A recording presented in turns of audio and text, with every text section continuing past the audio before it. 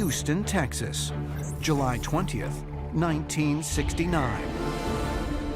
At NASA Mission Control Center, the massive IBM System 360 Model 75 computer, which boasts processing power of 16.6 million instructions per second and up to 8 megabytes of main memory, is employed to accomplish the greatest feat in human history, putting a man on the moon.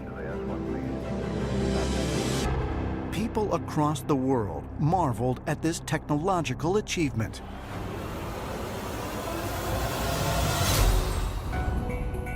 But incredibly, only 6 decades later, a handheld device weighing less than half a pound dwarfs the total technology NASA possessed in 1969.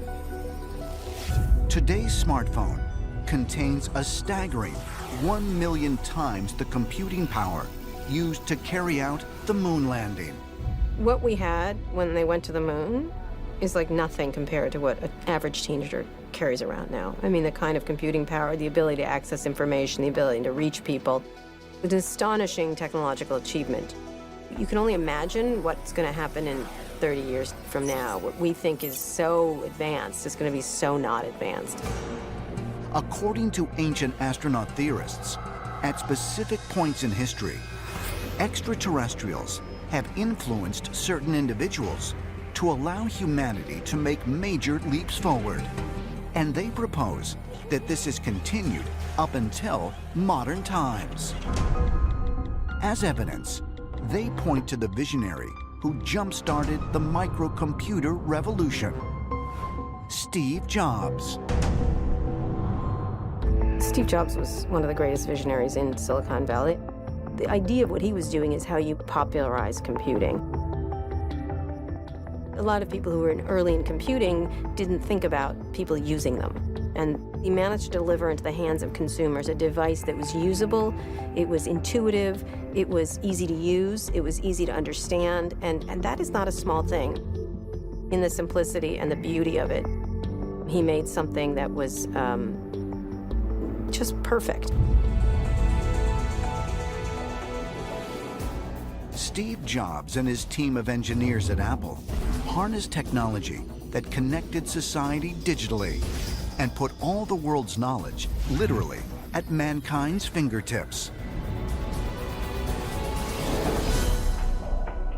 But the seeds of this technological revolution were planted in 1973, when the 19-year-old college student dropped out of school. Jobs was attending Reed College in Portland, Oregon, when he, along with one of Apple's first employees, Daniel Kotke, made a decision that would change not only the course of their lives, but ultimately the course of humanity.